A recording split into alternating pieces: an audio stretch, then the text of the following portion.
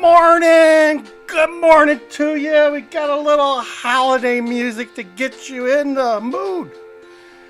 It's December 3rd and it's DJ Wonder Chrissy here with Migrant Mayhem. Another edition of Migrant Mayhem.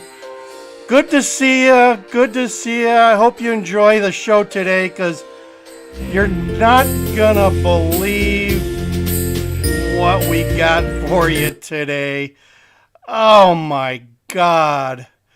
You are not going to believe what we have for you today. And I know we've been focusing on the border, or Chicago really, but here's something that's come out of News Nation about the border, and you're not going to believe this, folks. You're not going to believe this one.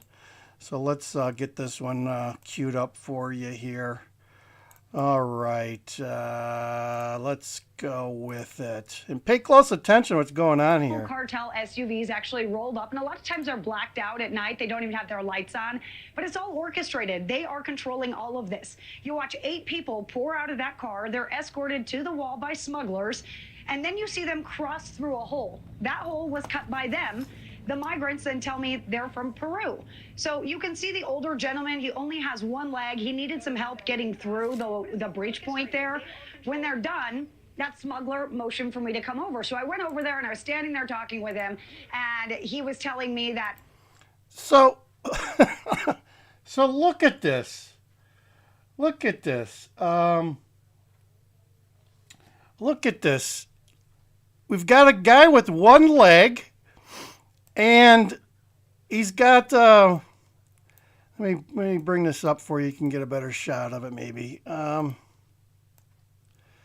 he's got looks like he just came out of the golf course here. He's got a sweater around his neck, and he's got a walker, and they're bringing him right through the border. Can you believe that? I think he's living large. He's living large. I'm going to put mine on here. So we were matching brothers here there. Look at that. This is how they're coming across the border. They're cutting holes in the wall, and they're taking anybody that wants to come pretty much. Even if you're an invalid, they'll bring you to the U.S. I wouldn't be surprised if this guy checks into a nursing home or a hospital in a couple of day or two after he's made his way across. Look at that. He's got a nice sweater, got a couple nice sweaters there, nice sunglasses, and he's doing well. Oh my God, it gets worse. This gets worse, this report. This is gonna be your humor for today, folks. He didn't want me to record him. So he started recording me, and then he also said that he was not cartel and he was not a coyote, even though we literally just saw him push people through a hole in the wall. And he went on to say that he wouldn't show me his face, he wouldn't tell me his name, but he just wanted to continue to record me because of who I was and what I looked like, calling me beautiful. So it was a little bit ominous and a little bit eerie to have that conversation with him. Even when he was in the breach point in that hole, he even flexed at one point. They were kind of taunting us all throughout all of this, and he pulled out recording me. And you know, at this point, 2 hours later, we saw the same group roll back up, and this time they were cutting a new hole in the wall. It wasn't even a football field away from the hole that was already open.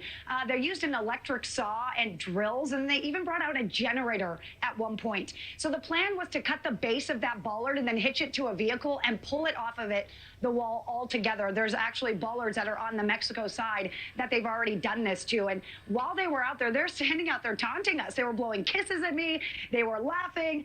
They just continued cutting through that wall. This is pretty much a big game to them at this point, a very lucrative game at that.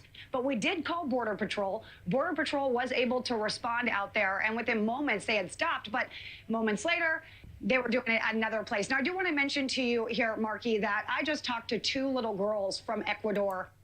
So there you have it. We got people who say they're not coyotes or cartels. So don't believe your eyes, right? Don't believe your eyes. And they're hitting on the news people. So bold there. He's taking a video of her and he wants asking her for a date, right? She's a good-looking lady. Good-looking lady. I don't blame him, but the fact that he's on the other side of the fence makes things a little difficult unless she wants to cross through that newly cut hole that they made for the guy with the sweater, right? Get the guy with the sweater, just like me, coming across the freshly cut hole in the border. You can't make this stuff up, guys. We can't make this stuff up. This is just crazy. This is just crazy, and nothing surprises me anymore, and nothing should surprise you guys. We just got there is no closed border. The border's wide open. There's just signs saying, "Here's the hole. Come to the hole here." They're driving around in brand new Tahoes with the generators and all the tools that they need. This is way out of hand, right? So in case you don't know, there's like in the last 3 years, there's gonna be like 6 or 7 million people who have crossed the border, and now our mainstream media is just starting to realize what is going on. Who are out here by themselves. Their mom is apparently out here, a 10-year-old girl and a 7-year-old, and they were crying and they were visibly scared, and I was doing my best to talk with them. I gave them some, I was trying to calm them down a little bit, but they just wanted their mom. And honestly, I asked Border Patrol, how are we going to link them back up with their mom? They said they're going to do their best, and they just, sometimes it doesn't happen like that, Marky. Yeah, and you hope that the mom really is there somewhere in that proximity. And you've seen so much so close up in person. In that moment, when you were talking to that cartel smuggler on the other side of the, were you nervous? Are there Border Patrol agents nearby? I mean, I'm just thinking about your security as well. You know, I've seen a lot down here, as you said, and that was probably the closest violation of safety that I felt down here. There was no Border Patrol around. It was me and a independent journalist down there. And honestly, I go by my gut all the time. And that one shook me a little bit. I did not want to approach him. I asked him, do you have a gun? Are you going to hurt me? And he said no, and he just kept summoning me over. And I just kind of took the chance. And it did not feel safe whatsoever. And I'm going to tell you this, these 600 people, they have not been vetted. They have not been searched. They could have weapons on them. We don't know anything about them. They have not been received by Border Patrol yet. And they could at any given moment, and honestly, no one's going to go after them. Yeah, well, it's frightening. So there you have it. Cartel is starting to hit on our journalists. Go figure, right? I wonder if they asked her what her pronoun was first. Who knows? Stuff like this just keeps coming through. Chicago, if you've been watching my pre-recorded videos that I've been doing about the migrants, you'll know that we got 3 suburbs now who have enacted some type of ordinance to keep the migrants out of their towns. One of them had an issue with migrants about a year ago, when I think the Salvation Army or the City of Chicago commandeered one of their hotels and dumped 100 migrants there, and they're not going to let it happen to them again. So they enacted an ordinance to keep people out of their town if they're any smell of a migrant. So there you have it there. This stuff that just keeps getting weirder and weirder. Now we got the coyotes bringing over invalids with nicely dressed. I think they're dressed for the golf course, right? He's probably got a tea time scheduled somewhere nearby. So I'm surprised. I wonder who was carrying his golf clubs for him. This type of stuff, we're gonna continue to see this. I mean, this is